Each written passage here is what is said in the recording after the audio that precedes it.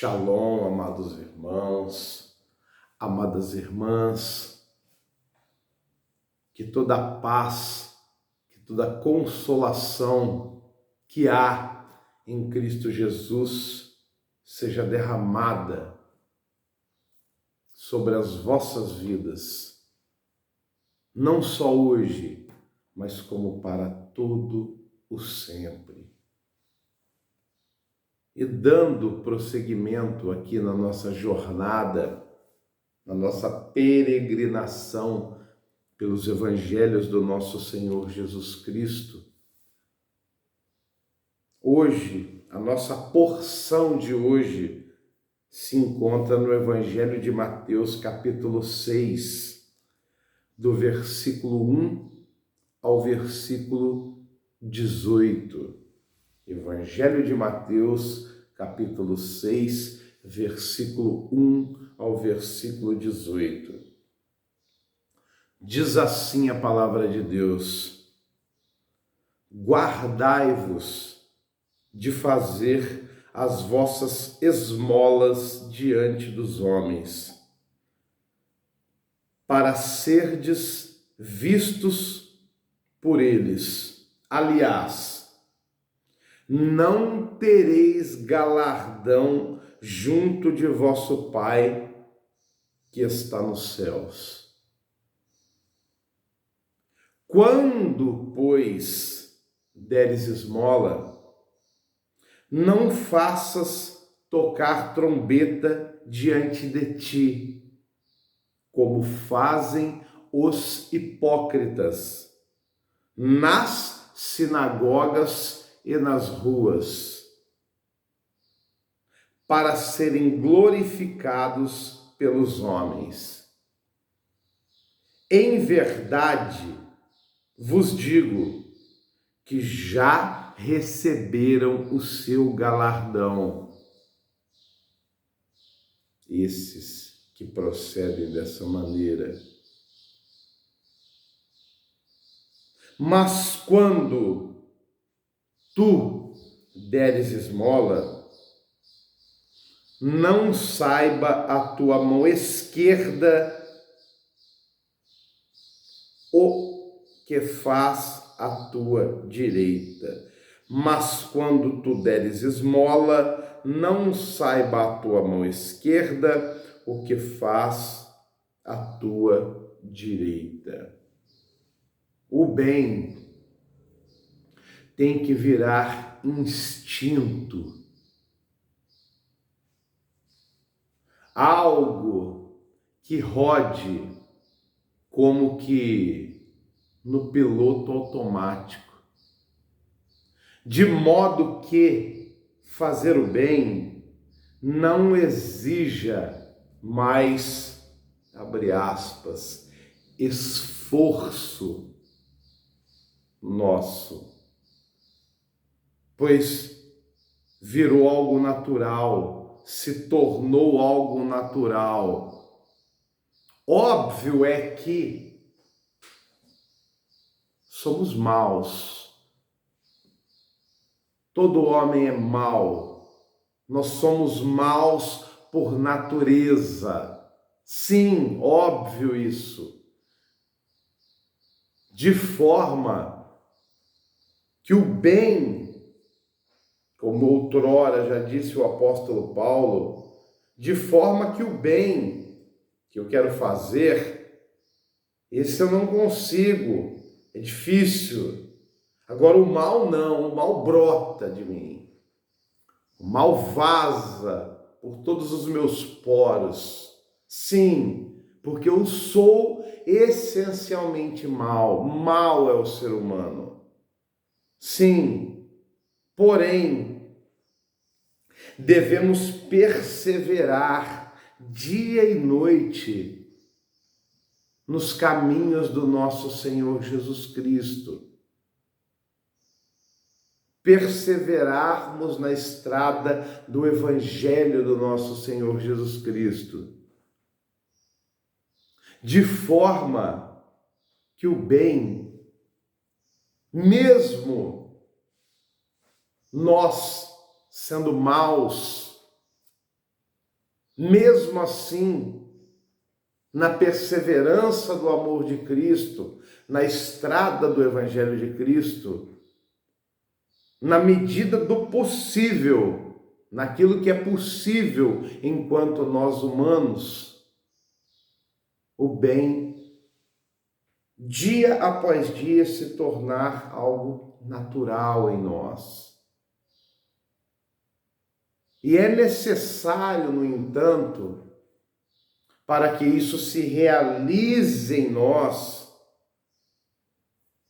é necessário uma mudança verdadeiramente intrínseca no nosso interior.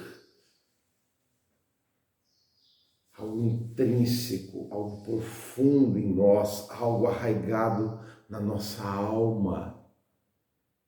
É necessário um novo nascimento, é isso. É necessário que nós venhamos a verdadeiramente nascer de novo.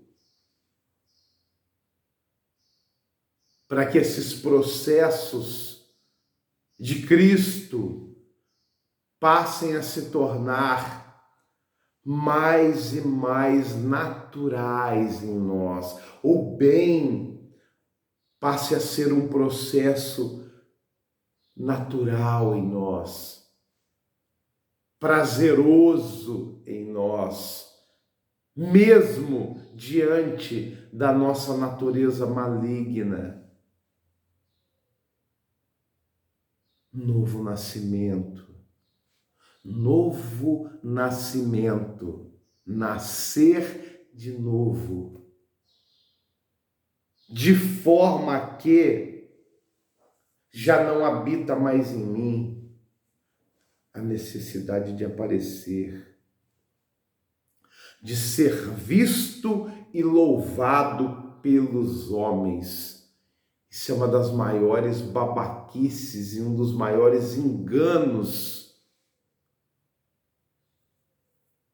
da humanidade, um dos maiores enganos que podemos cometer.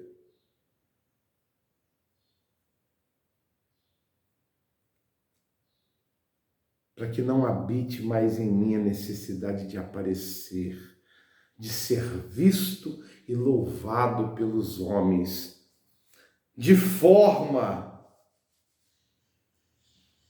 por extensão, que eu passo a sentir prazer em não aparecer. Isso. Prazer em não aparecer. Eu começo a sentir prazer em não aparecer. Quem tem que aparecer é Jesus. Eu tenho que diminuir. Eu começo a sentir prazer em não aparecer. Olha o que diz aqui o versículo 3. Mas quando tu deres esmola, não saiba a tua mão esquerda o que faz a tua direita. Em outras palavras, quer dizer, fique em secreto, até mesmo dentro de você. Não saiba a tua mão esquerda o que faz a tua direita. Isso tem que ficar secreto, em secreto, até mesmo dentro de você. Até para que nessas conversas interiores, sim, para que nessas conversas interiores você não venha a convencer você mesmo de que você é bom.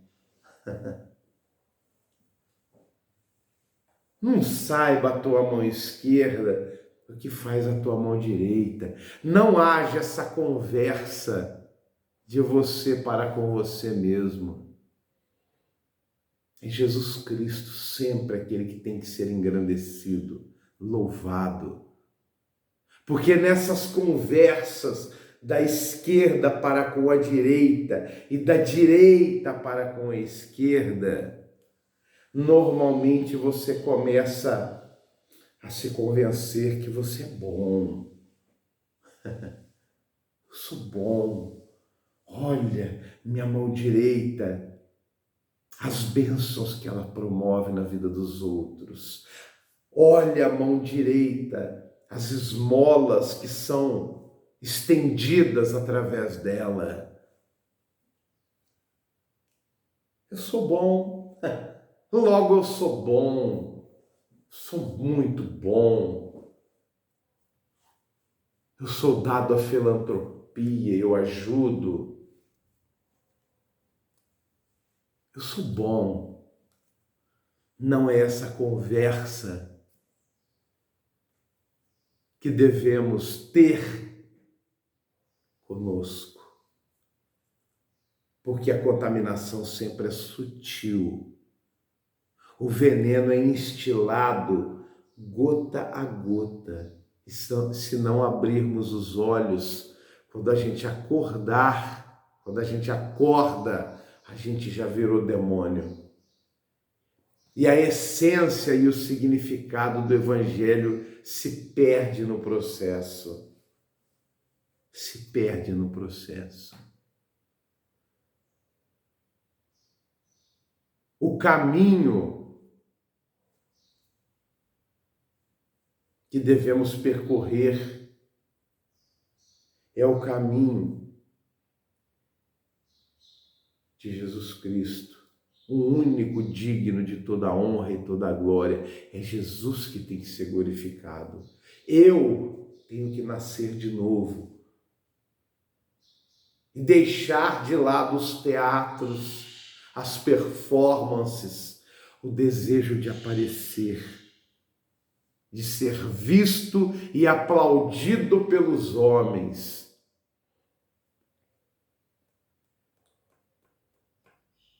Nessa estrada, eu tenho que passar a sentir prazer em não aparecer. Que a minha mão esquerda não fique conversando com a minha direita, para que porventura eu não venha me auto-enganar e acreditar que eu sou bom, porque eu não sou bom. Jesus Cristo é bom. Só Deus é bom. Para que a tua esmola, versículo 4, seja dada ocultamente, e teu Pai, que vem em secreto, te recompensará publicamente. É Deus quem tem que nos recompensar. É Deus quem nos recompensa, melhor dizendo. Não devemos esperar recompensas humanas. Devemos fazer o bem sem almejar recompensas e reconhecimentos. Essa é a lógica do Evangelho. Devemos fazer o bem ininterruptamente. Devemos caminhar na estrada do bem, de promover o bem, de ser bênção na vida dos outros, na vida das pessoas. Mas jamais esperar recompensa humana, esperar reconhecimento humano.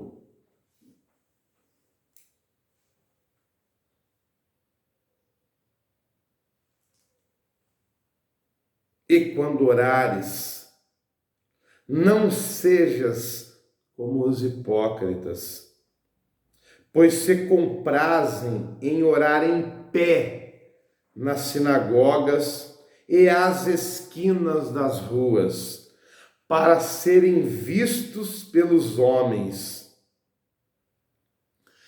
Em verdade, vos digo que já receberam o seu galardão, o seu prêmio, a sua recompensa.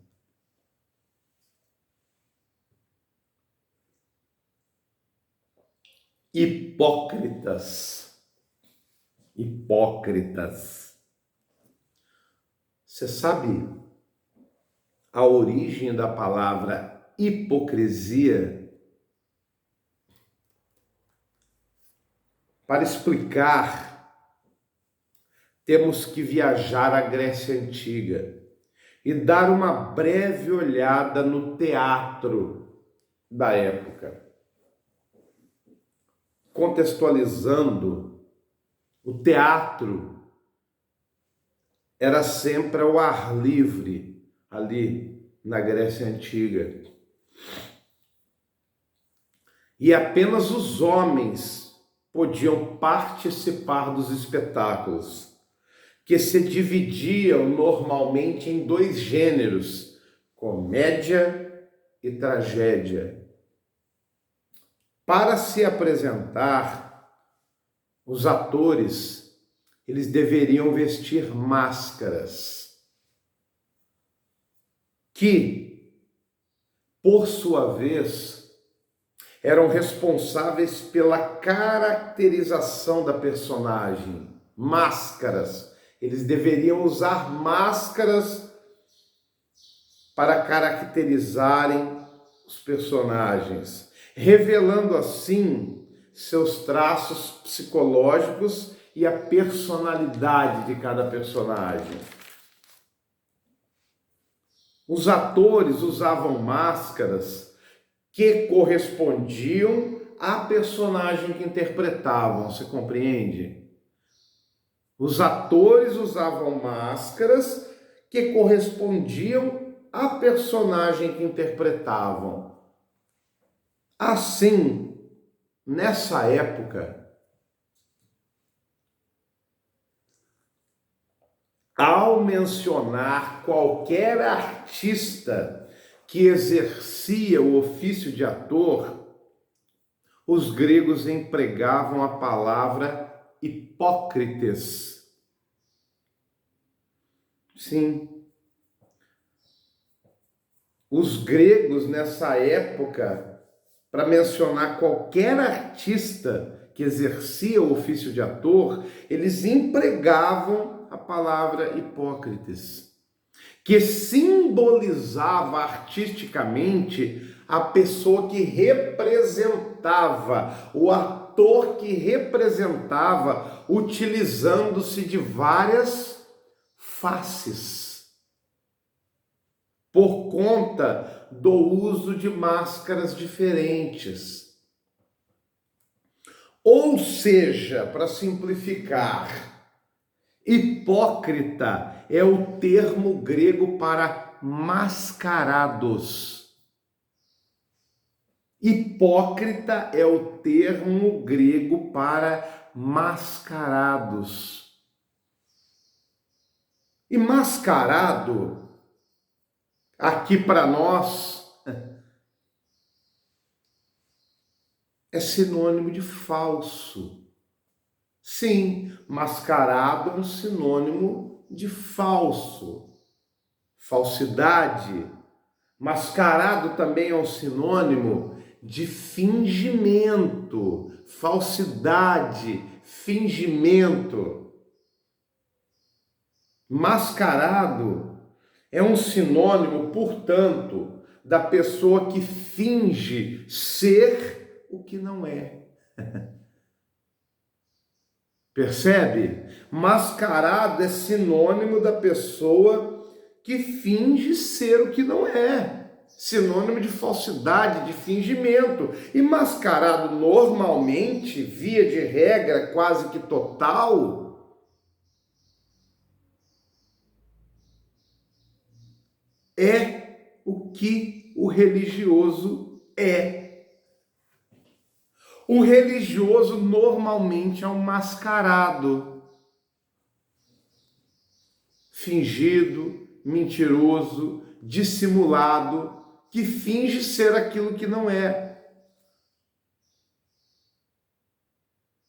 E Jesus está justamente falando dos religiosos aqui, que gostam de se aparecer, que dão a impressão que querem transmitir a ideia dos super consagrados, os super santos, mas na realidade eles são hipócritas.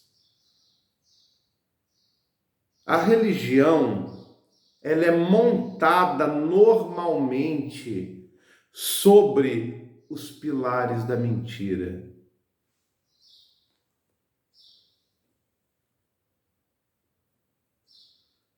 A religião é montada normalmente sobre os pilares da mentira, da falsidade e da dissimulação.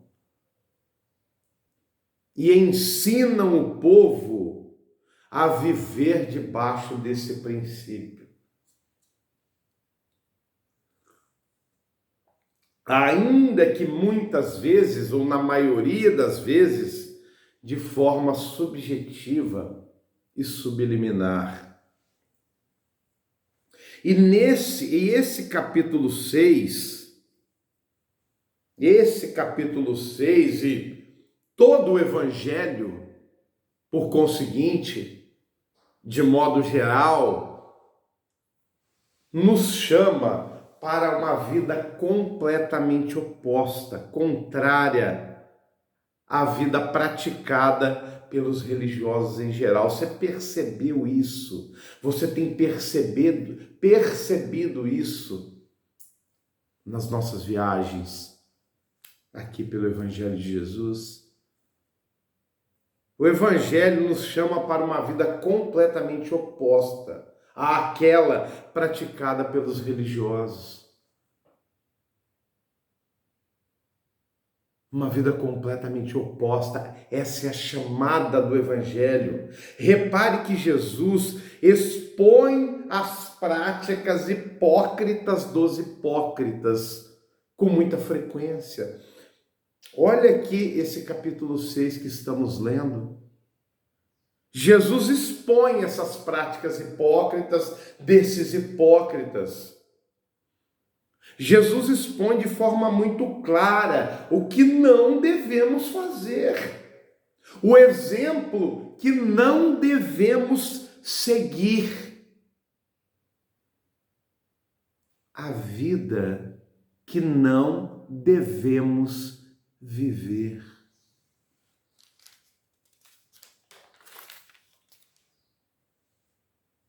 A vida que não devemos viver. Devemos sair fora da hipocrisia religiosa, e devemos andar na estrada que Cristo nos propõe, onde nem a esquerda deve ter um diálogo de autoexaltação com a direita, para que porventura nesse diálogo eu não comece um processo adoecedor em mim,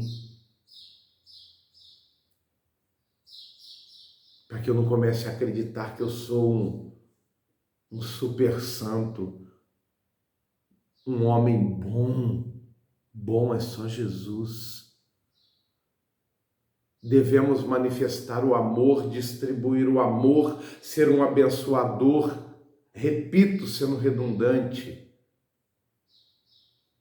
sem esperar nada em troca, sem esperar reconhecimento humano. É Deus quem tem que nos ver, é Deus quem nos recompensará. A recompensa cabe a Deus.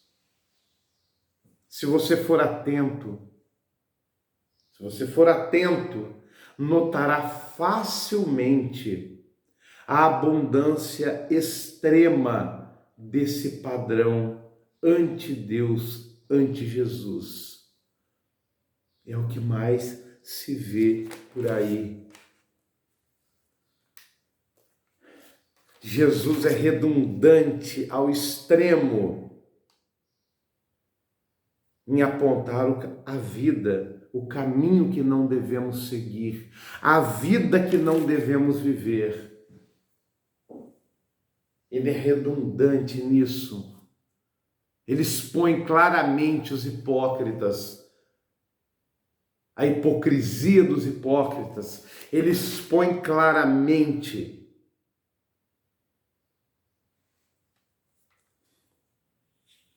para que não sigamos o exemplo deles, para que não vivamos a vida conforme eles vivem. E se formos atentos, repito eu, notaremos, você notará, notaremos facilmente a abundância extrema desse padrão. Esse padrão que é anti-Deus, que é anti-Jesus. Isso é o que mais se vê por aí. Jesus em tudo, a todo momento nos chama para uma nova vida, uma nova lógica, um novo nascimento.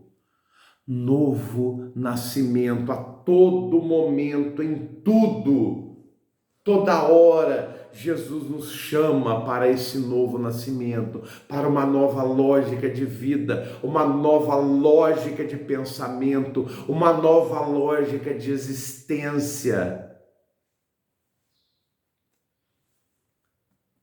Um novo nascimento. Nos é necessário nascer de novo. Porque o que você mais vê por aí é hipocrisia. A hipocrisia anda solta e com muita liberdade em todos os cantos do planeta. As pessoas querem ser vistas e aplaudidas pelos homens. Elas querem fazer o bem para serem reconhecidas pelos homens, para serem recompensadas pelos homens. E isso é hipocrisia, isso é auto-engano, isso não é o Evangelho de Jesus Cristo.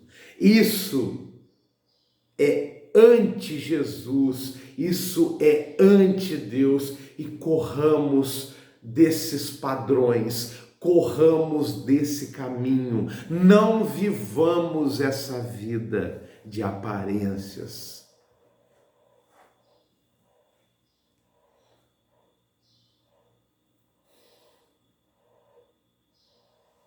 Prosseguindo,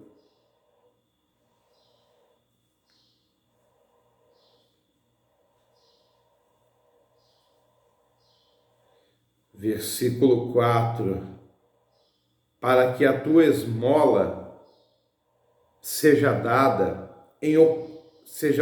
ocultamente, e teu pai, que vê em secreto, te recompensará publicamente. A recompensa vem de Deus e não de homem. Aplauso humano é ilusão. A recompensa vem de Deus. E quando orares, versículo 5, não sejas como os hipócritas, pois se comprazem em orar em pé nas sinagogas e às esquinas das ruas, para serem vistos pelos homens. Em verdade vos digo que já receberam seu galardão. Eu sei que eu já tinha lido isso, mas eu quis voltar para fixar mais e mais. Versículo 6, mas tu, quando orares, entra no teu aposento, no teu quarto, e fechando a tua porta, ora a teu pai, que vê o que está oculto. E teu pai, que vê o que está oculto, te recompensará. E orando,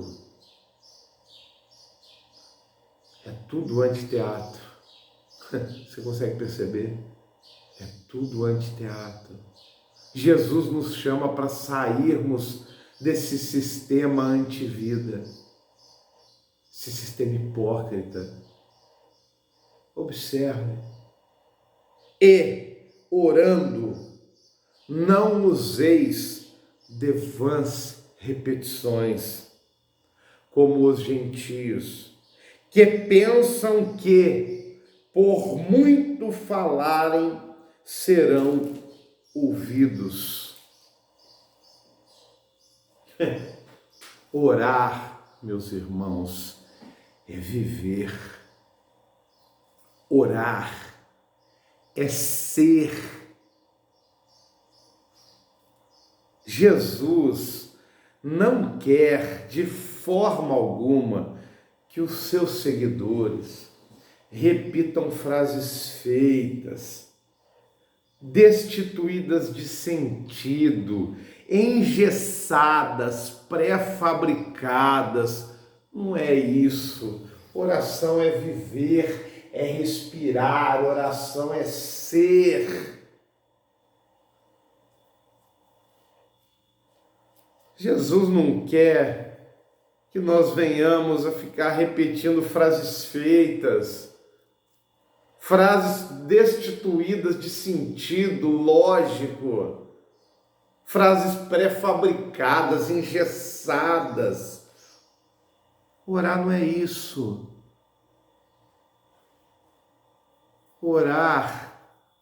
Oração é intimidade com Deus. Oração não é mecânica.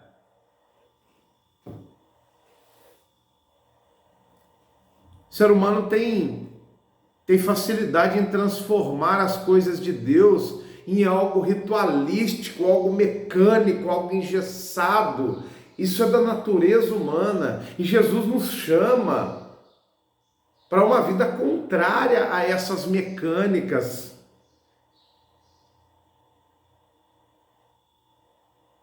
Deus quer espontaneidade nossa, relacionamento, pai e filho.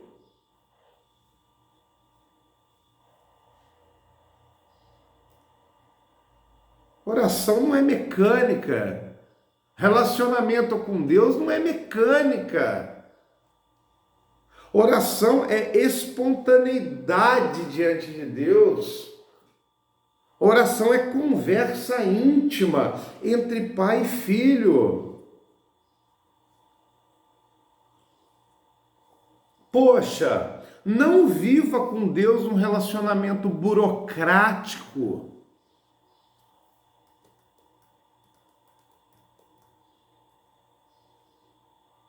O que mata normalmente a oração é achar que Deus é um burocrata. Deus é um funcionário de cartório, um burocrata, um político.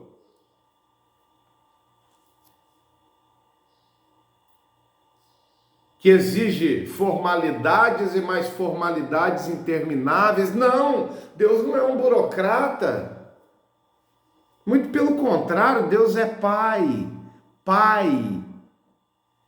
Pai na concepção da palavra. Pai. Deus é Pai.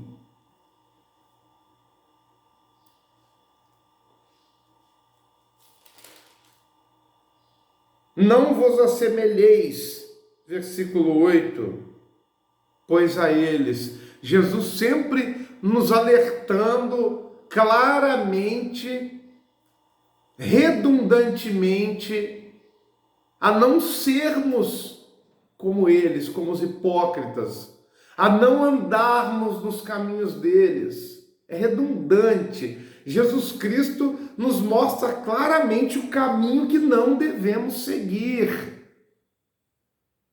Não vos assemelheis, pois, a eles. Eu vou até voltar de novo, versículo 7. E orando, não useis de vãs repetições, como os gentios, que pensam que por muito falarem serão ouvidos. Não vos assemelheis, pois, a eles. Porque vosso Pai sabe o que vos é necessário antes de vós lhe pedires. Porque vosso Pai sabe o que vos é necessário antes de vós lhe pedires. Essas duas repetições, além do que, não fazem o menor sentido. Além do que, seguindo aqui na leitura no versículo 8, se você observar, essas duas repetições não fazem o menor sentido, porque na prática, eu fico achando que posso vencer a Deus pelo cansaço. Das vãs repetições que não têm o menor sentido, destituídas de lógica. Não tem lógica nenhuma essas vãs repetições. É um processo engessado, é um mantra quase que na prática eu fico achando que eu posso vencer Deus pelo cansaço da repetição sem fim. Sim, é isso que o ser humano acha, que ele pode vencer a Deus pelo cansaço da repetição sem fim. Repetição essa composta de frases prontas. Repetição sem a entrega espontânea do amor. Essa é uma repetição constantemente que não tem a entrega espontânea do amor. É uma repetição vazia, engessada, destituída de lógica. Não faz o menor sentido isso se você observar aqui o versículo 8. Não vos assemelheis, pois, a ele. Sabe por quê? Porque o vosso Pai sabe o que vos é necessário antes de vocês pedirem. Então vocês ficam repetindo, olha, quando tu orares, entra no teu aposento e fechando a tua porta, ora ao teu Pai que vê. Ele vê o que está oculto e te recompensará. E orando, não useis de vós repetições. Para com isso. Como os gentios, porque eles pensam que por muito falarem serão ouvidos. Mas peraí, aí ele prossegue. Não faça isso. Porque o vosso Pai, ele sabe de tudo. Ele sabe o que é necessário antes que você peça. Sabe por quê? Porque o nosso Deus é onisciente, onipresente. Ele é onisciente, onipresente, ele é onipotente, ele sabe de tudo. Ele tem todo o poder. Ele está em todo lugar. Portanto, o que Deus quer de nós é relacionamento. Se Ele já sabe tudo o que necessitamos e tudo o que a gente precisa antes que a palavra saia da nossa boca, quer dizer que o que Deus quer da gente não é um papagaio repetidor. Ele não quer esse processo em nós. O que Ele quer é relacionamento.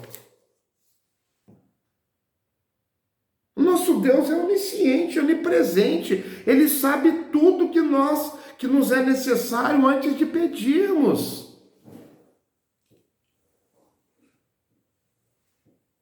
Mas talvez você que ainda esteja um pouco viajando aqui na nossa lógica, na lógica do Evangelho, talvez você ainda insista em perguntar, mas então por que eu devo orar? Por que eu devo orar? Se Deus sabe de tudo, antes que a palavra brote da minha boca, Ele já sabe o que eu vou pedir, Ele já sabe o que eu preciso de antemão.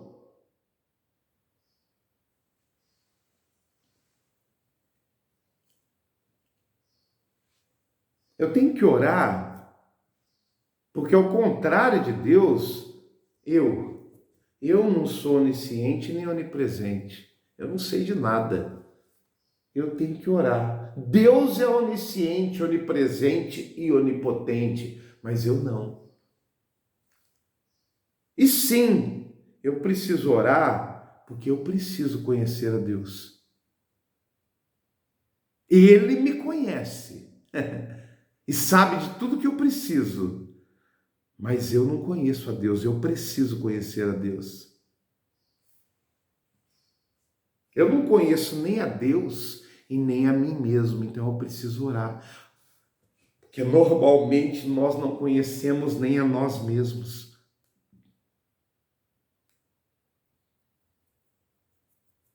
Eu preciso orar porque eu preciso crescer em intimidade com Deus. O que Deus quer com a nossa oração? É intimidade. Ele quer que venhamos a conhecê-lo e que venhamos a conhecermos a nós mesmos.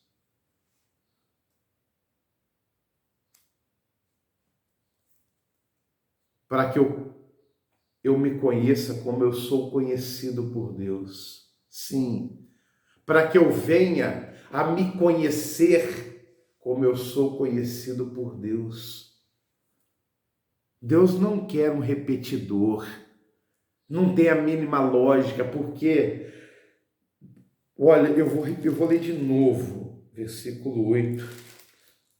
Não vos assemelheis, pois a eles, porque vosso Pai sabe o que vos é necessário antes de vós lhe pedires.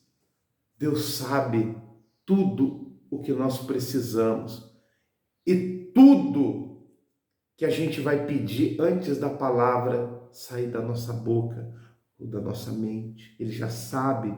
Então o que ele quer não é que venhamos a ser papagaios repetidores, não. Ele quer que venhamos nesse processo de oração a desenvolvermos intimidade. Ele quer que venhamos a ser íntimos. Relacionamento pai e filho. Oração é vida. Oração é relacionamento. Oração é intimidade. Oração é uma estrada que nos conduz à intimidade com Deus, a um relacionamento com Deus e, portanto, tem que ser algo natural, algo não engessado, algo não burocrático, algo espontâneo. Isso é oração.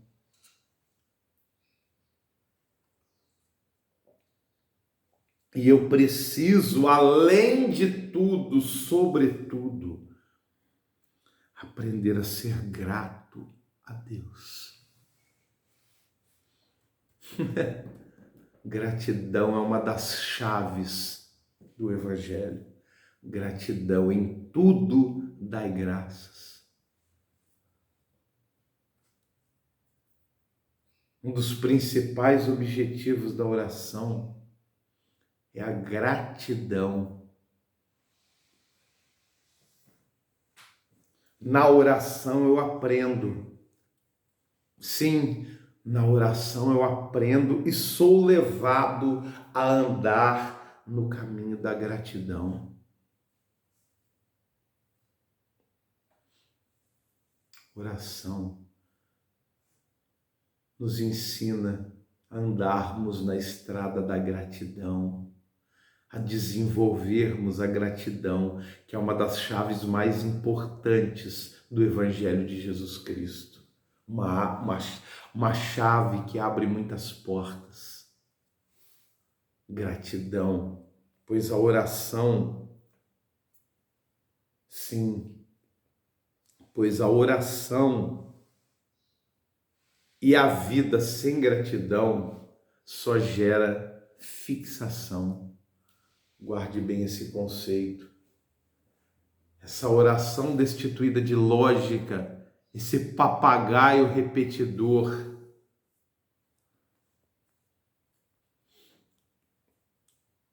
somada a uma vida sem gratidão, só gera fixação, que não liberta. Muito pelo contrário, introjeta ansiedades e mais ansiedades. Quero que você medite nesse conceito.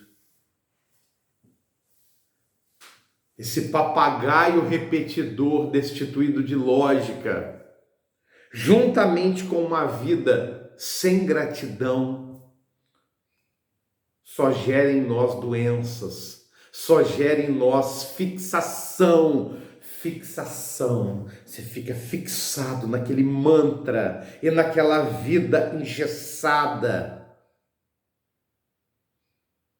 naquela vida mecânica, sem sentido, sem relacionamento. Isso gera fixação, gera adoecimento psicológico, que não liberta. Muito pelo contrário, só introjeta mais e mais e mais ansiedades e ansiedades e ansiedades e ansiedades e ansiedades. E aí normalmente eu fico nesse ciclo, eu caio nesse ciclo das vãs repetições, eu não consigo sair desse ciclo vicioso das vãs repetições e repetições e repetições e repetições, porque na prática eu não confio que Ele sabe de tudo.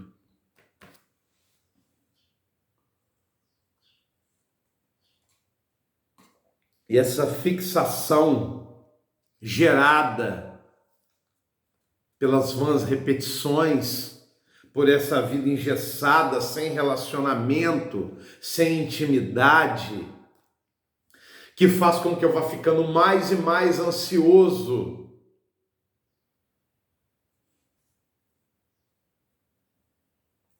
É um sintoma de que na prática eu não confio que Ele sabe tudo. Na prática eu não confio que Ele sabe tudo. Porque se eu confiar que verdadeiramente Deus sabe tudo o que eu preciso, que Ele é onisciente, onipresente e por conseguinte onipotente, se verdadeiramente eu creio nisso, eu não vivo essa vida engessada. Eu não tenho a necessidade de ficar repetindo essa repetição ansiosa, essa repetição nervosa. Eu não tenho necessidade disso. É lógico isso. É cristalino isso. É fácil de perceber. Se eu verdadeiramente confiar em Deus, eu não tenho a necessidade de manifestar esse tipo de oração, esse tipo de vida, esse tipo de comportamento, não. Quando eu dobro meu joelho, eu não tenho necessidade de ficar me comportando como que diante de um burocrata, não. Quando eu me prostro diante de Deus, sabendo que Ele é onisciente, que Ele é onipresente, que Ele sabe de tudo, eu me dobro diante de Deus em busca de relacionamento, em busca de intimidade, em busca de conhecer a Deus e, por conseguinte, conhecer a mim mesmo como eu sou conhecido por Deus. Isso vai se transformando numa coisa íntima, não mecânica, antimecânica. Uma coisa que não vai gerar fixação e nem ansiedade, porque eu descanso na certeza de que Deus tudo sabe. De que Deus tudo sabe. A oração com gratidão, a oração com intimidade nos liberta de ansiedades. Pois aquilo que é posto diante de Deus, aquilo que é posto, sim, aquilo que é posto diante de Deus e pronto. Eu vou perseverar na oração, mas com confiança, com um coração grato e sem ansiedades. Meu coração vai passar a ser grato, porque tu sabes, Senhor. Tu sabes de tudo, Senhor. Então eu já lhe agradeço, porque o Senhor sabe do que eu preciso. Por que eu devo orar? Eu oro também porque através da oração eu passo a me perceber. A oração, além de tudo, é um auto-enxergar-se. Eu passo a me perceber, é um auto-enxergar-se. A oração me possibilita um autoexame e assim eu descubro, eu percebo que e quem eu sou diante de Deus. Você está vendo o que é a oração? Você está vendo, você consegue perceber nessa breve explanação minha o que é oração? O sentido da oração, o cerne do orar, que além de tudo me possibilita um autoexame, eu passo a descobrir e perceber o que e quem eu sou diante de Deus.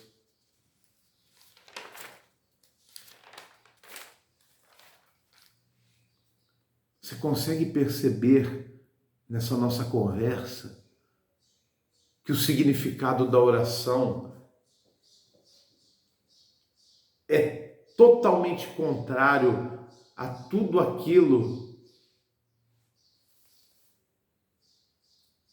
que os vãs repetidores manifestam? Fuja da mecânica. Tudo em Jesus Cristo é não mecânica, é não burocracia. O Evangelho de Jesus Cristo é liberdade, é relacionamento, é intimidade, é um auto-enxergar-se. O Evangelho de Jesus Cristo visa que nós venhamos a ter um relacionamento, visa que venhamos a conhecer a Deus, que venhamos a nos conhecer. Tudo em torno do Evangelho de Jesus Cristo fala de intimidade com Deus, de relacionamento com Deus e de um auto enxergar-se. Fuja das mecânicas, dessas coisas engessadas, destituídas de lógica. Destituídas de lógica. Portanto, versículo 9. Vós orareis assim, ou melhor dizendo, vós vivereis assim, porque o Pai Nosso não é uma reza, como muitos pensam. O Pai Nosso é uma consciência. Portanto, vós orareis, e eu parafraseio assim, vós vivereis assim. Pai nosso, que estás nos céus, santificado seja o teu nome. Venha o teu reino,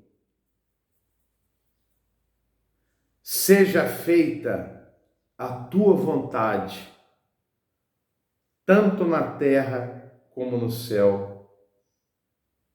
O pão nosso de cada dia, dá-nos hoje. Perdoa-nos as nossas dívidas, assim como nós perdoamos aos nossos devedores.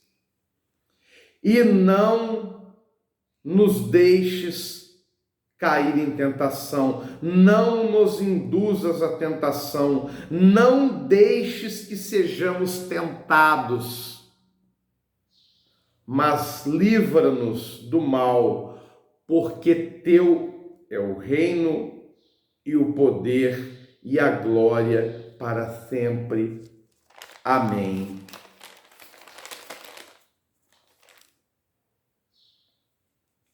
Pai nosso, não é uma reza. Pai nosso é uma consciência. O Pai Nosso é para ser vivido e não para ficar sendo repetido. Tem nada a ver isso. O Pai Nosso é para ser vivido e não para ficar sendo repetido e se tornar, por fim, uma vã repetição. O que o Pai Nosso se tornou na vida da maioria das pessoas é mais um mantra, mais uma vã repetição. E o Pai Nosso não é isso. Tem nada a ver com isso. O Pai Nosso é uma consciência. O Pai Nosso é para ser vivido e não para ficar sendo repetido.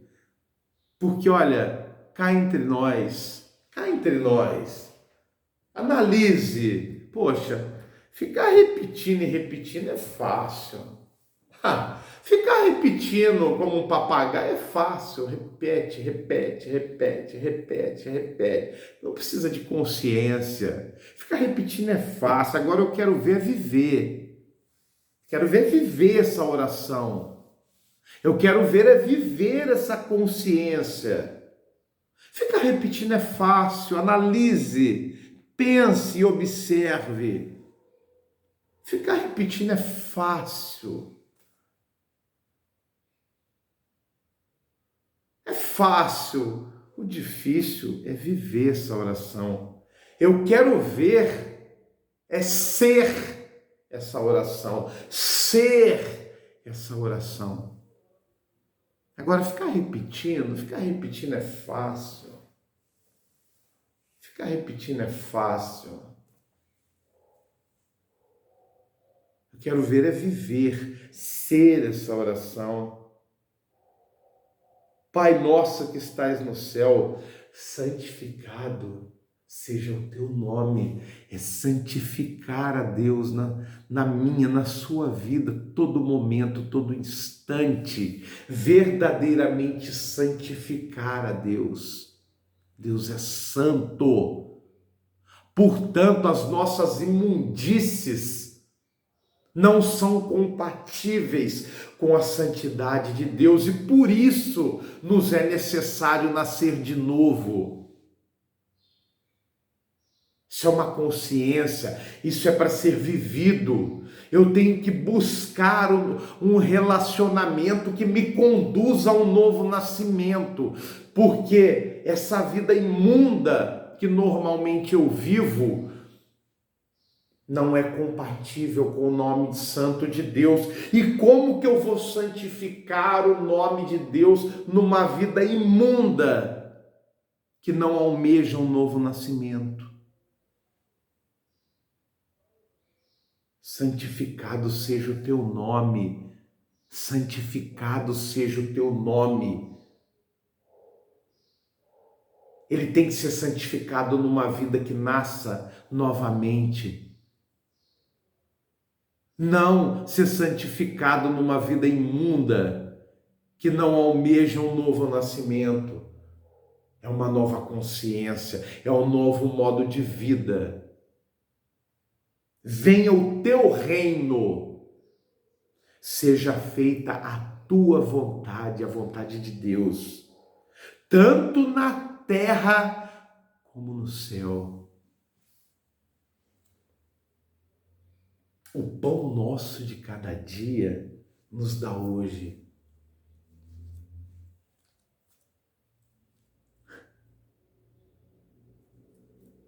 Não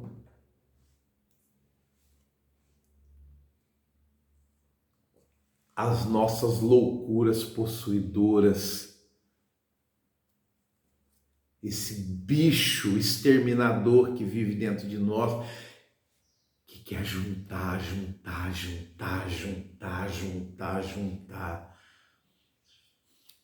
Esse devorador que habita em nós, essa sede de poder desmedida, louca, insaciável, insana, que não se contenta com o pão nosso de cada dia, que quer explorar o outro, que quer ter muito e muito mais do que aquilo que consegue carregar. Essa avareza sem fim.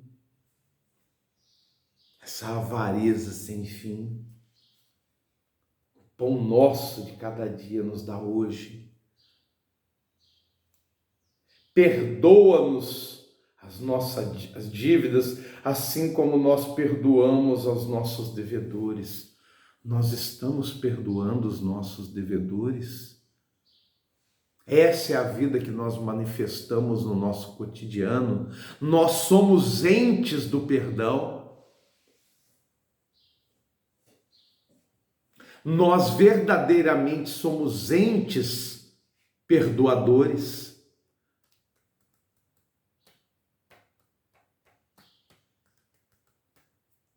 E não nos deixe cair em tentação, mas livra-nos do mal, principalmente do mal que somos nós. Porque teu é o reino, sim, teu é o reino, teu é o poder e a glória para sempre. Dá para entender que o Pai Nosso não é uma reza, é uma consciência. Eu poderia ficar falando quase que interminavelmente sobre o Pai Nosso. Tem muitas coisas que eu ainda gostaria de dizer sobre o Pai Nosso ser um modo de vida, uma consciência. Mas o vídeo ficaria interminável. Estou dando apenas uma passada para que seja um start, para que você perceba que o Pai Nosso não é uma reza. Tem nada a ver isso. Pai Nosso, na boca de boa parte das pessoas, se transformou em uma vã repetição. E sendo vã repetição, perde todo sentido. Quando você transforma o Pai Nosso numa vã repetição, todo sentido se esvai. Pai Nosso é uma consciência. Pai Nosso é para ser vivido. Repetir é fácil. Pai Nosso não é para ser um mantra.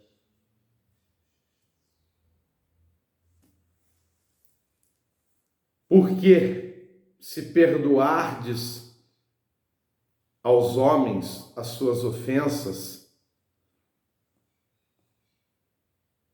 também vosso Pai Celestial vos perdoará a vós. Você está vendo como é que o Pai Nosso é uma consciência, tem que se tornar um modo de vida.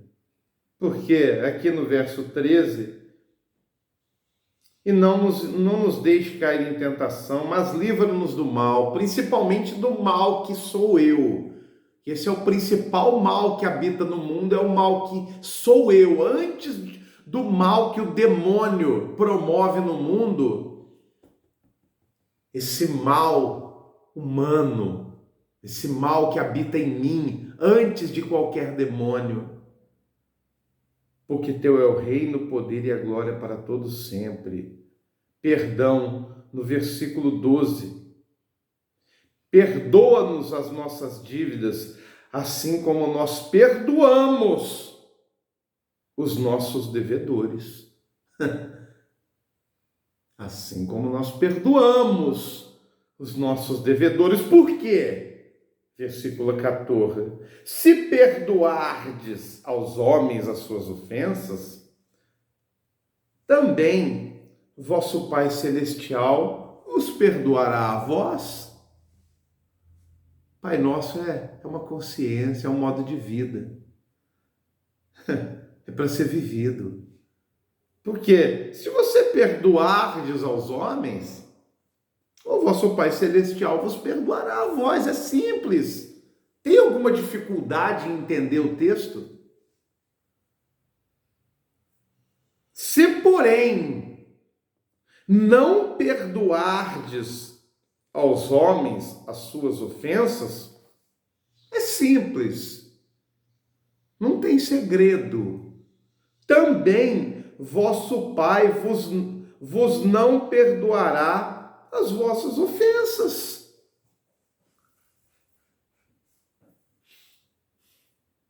É muito simples. É simples demais de entender. E quando jejuardes, não vos mostreis contristados, como os hipócritas, porque desfiguram o rosto para que aos homens pareça que jejuam. Em verdade vos digo que já receberam o seu galardão. Porém tu, quando jejuares, unge a cabeça e lava o rosto, para não pareceres aos homens que jejuas, mas sim a teu Pai que está oculto, e teu Pai que vê o que está oculto te recompensará.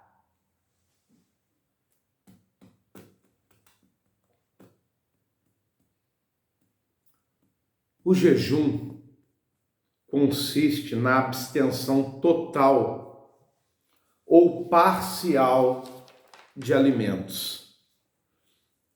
O verdadeiro jejum é uma consagração carregada de dedicação e amor a Deus. Esse é o verdadeiro jejum.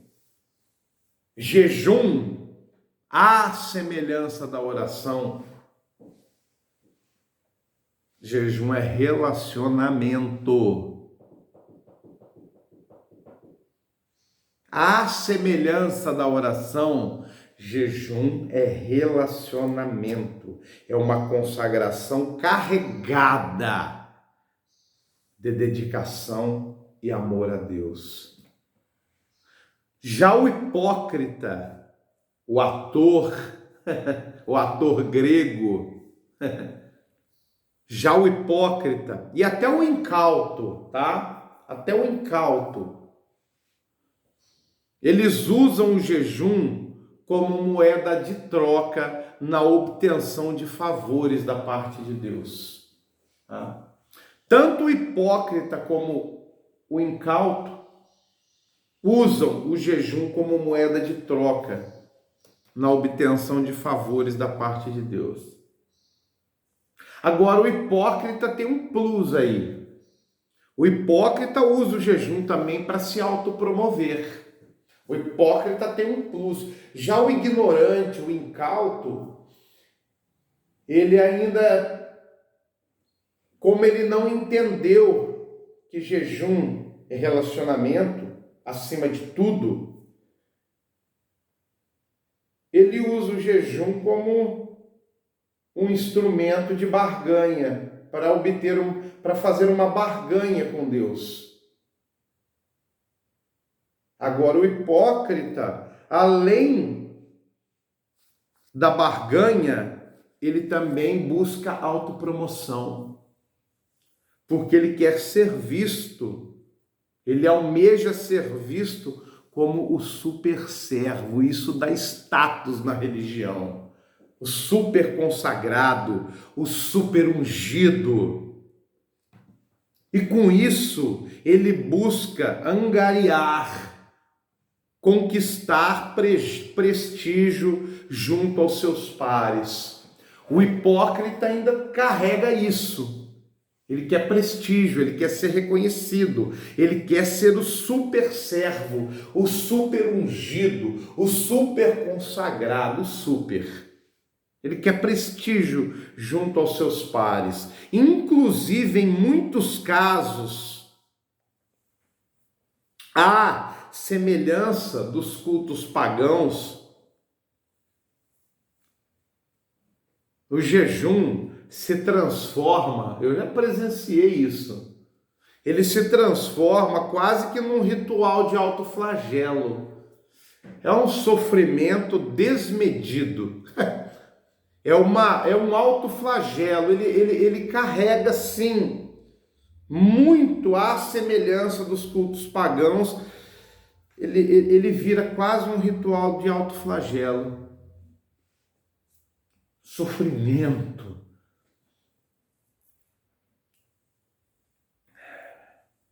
E jejum é relacionamento. Fala de intimidade com Deus. Isso que é jejum. Não é para virar um culto pagão de autoflagelo. Não tem nada a ver com isso. Jejum é algo íntimo, eu vou ser redundante. Intimidade, é disso que fala o jejum. Só eu e Deus, só você e Deus. Mais ninguém, mais ninguém. Jejum é só eu e Deus, é só você e Deus e mais ninguém. É o relacionamento noivo com a noiva.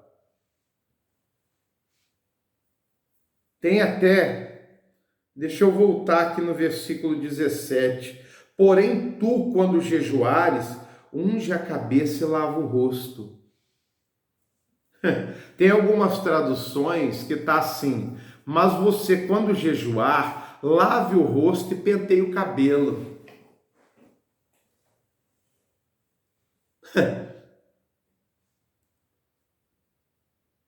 Quando jejuares, unge a cabeça e lave o rosto. Ungir a cabeça fala de perfume. Esse unguento utilizado no contexto do Evangelho, no contexto do Velho Testamento e do Novo, esse unguento é muito cheiroso, fala de perfume, fala de felicidade, fala de boa aparência. É muito contrário ao autoflagelo imposto pelos rituais pagãos. Algumas traduções, como eu disse, olha, quando você jejuar, lave o rosto e penteie o cabelo, beleza? Não ficar com aquela aparência mórbida, se autoflagelando, aquele sofrimento. Não tem nada a ver com isso. Não tem nada a ver com autoflagelo de culto pagão. Não. Passa um perfuminho, fica com uma aparência bonita, saudável.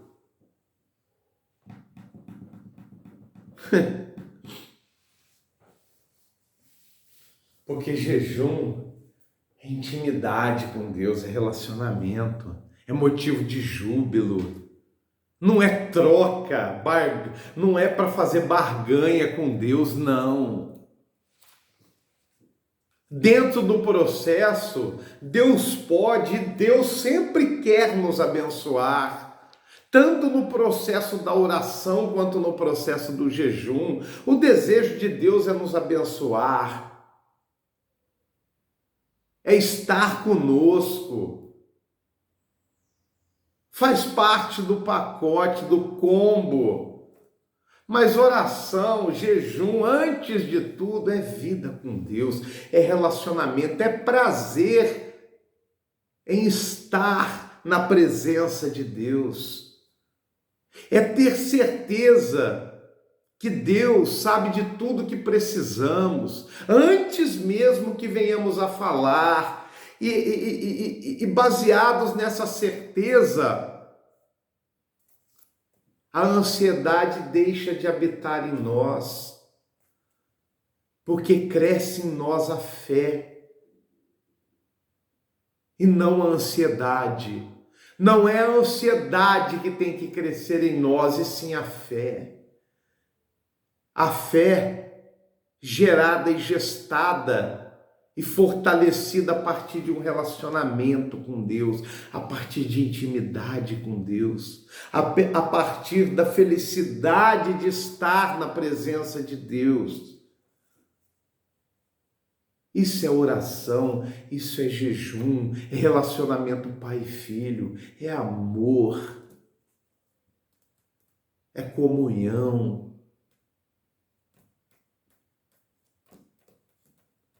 Porque o que Deus quer é nos abençoar de múltiplas formas, é nos consolar, é nos dar vitória em meio a esse mundo mau, é iluminar os nossos olhos, a nossa mente, a nossa vida, a nossa estrada. Nesse mundo tenebroso em que vivemos, é aplainar os nossos caminhos, é estar conosco no vale da sombra da morte, é nos animar, é nos fortalecer. O desejo de Deus é ser um conosco, é que o Espírito Santo habite em nós, nos consolando, nos dirigindo, nos amando, revelando Deus em nós. Para todo problema há uma solução. A solução é Cristo Jesus. Jesus não desampara os seus. A última palavra sempre vem de Deus. Não é do homem, não é do demônio. A última palavra é sempre de Deus. E Deus nos ama de uma maneira incompreensível. Deus é amor. E Ele quer se relacionar conosco. E é disso que o Pai Nosso fala. Isso é oração, isso é jejum, não é ritual pagão de autoflagelo. Não é autopromoção. Não é promover o suposto bem para ser visto e aplaudido pelos homens. Não. Eu preciso viver a não necessidade de aparecer. Que a minha mão direita não mantenha um diálogo com a esquerda e vice-versa. Para que eu não venha a cair em auto-enganos, a acreditar que o bem procede de mim. Não, todo bem procede de Deus. E é Deus quem tem recompensa para mim e para você. Só Ele pode nos recompensar. Façamos o bem sem visar a recompensa humana e sem visar o reconhecimento humano. É Deus em secreto. Deus vê tudo. O Deus onisciente e onipresente, que recompensará a mim e recompensará a você. Sobretudo, que nasça em nós um coração humilde, porque um coração humilde não necessita de reconhecimento humano. Um coração humilde não necessita de aplausos humanos.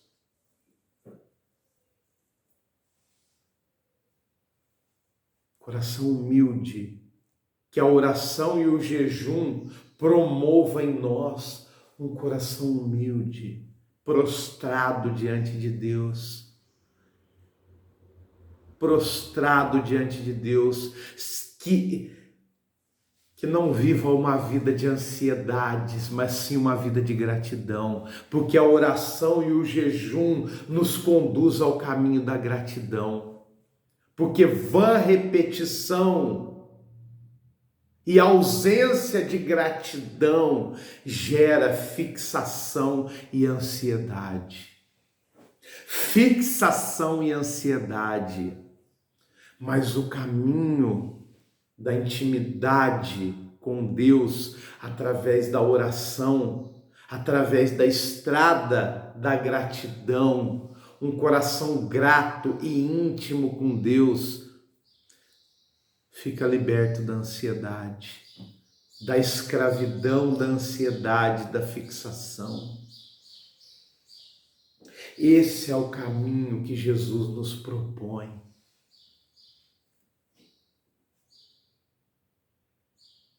E eu espero que você consiga perceber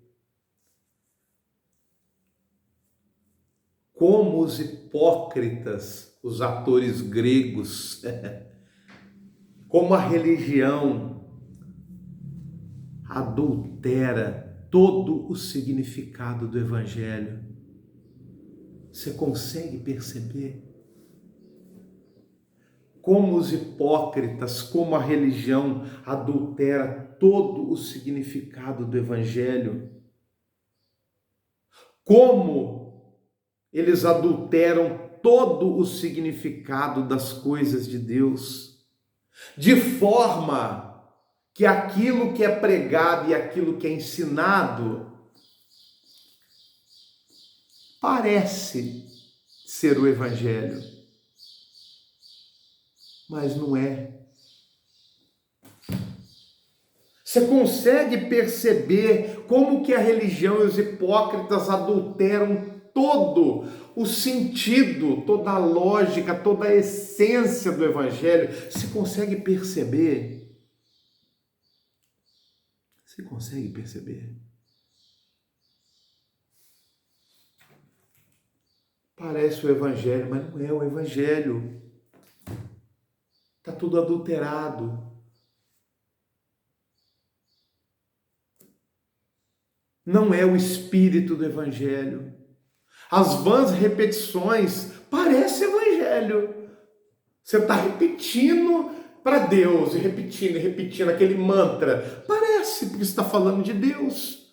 Você está até usando frases bíblicas, parece que é de Deus. Mas você percebe que o significado está todo alterado, está todo adulterado, de forma que parece, mas não é mais o Evangelho de Jesus Cristo. Você consegue perceber isso?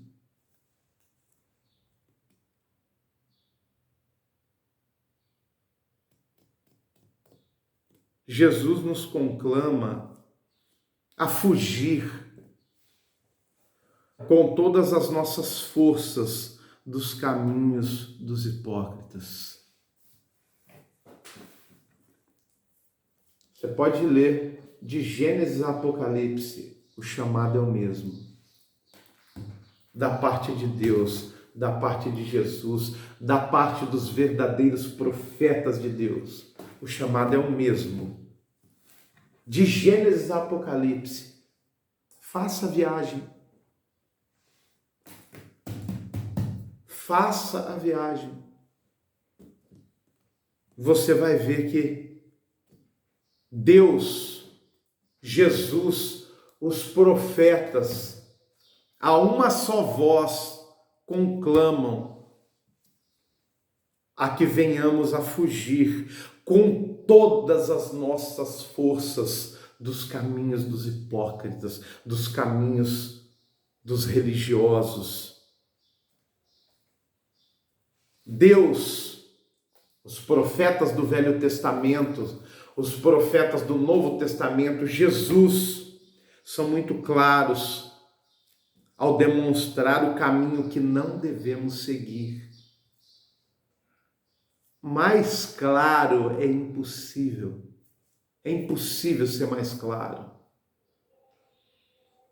De Gênesis a Apocalipse, há uma só voz.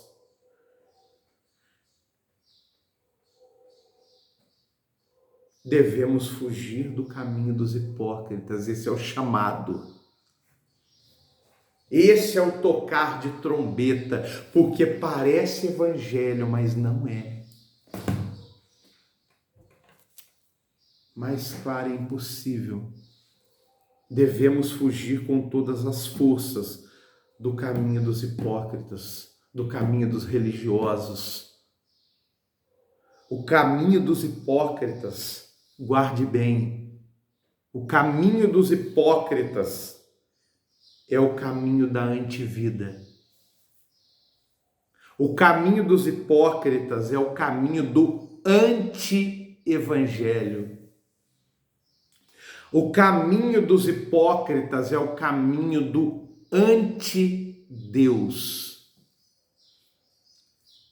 E por fim, o caminho dos hipócritas é o caminho anti-Jesus. Parece evangelho, mas não é o evangelho.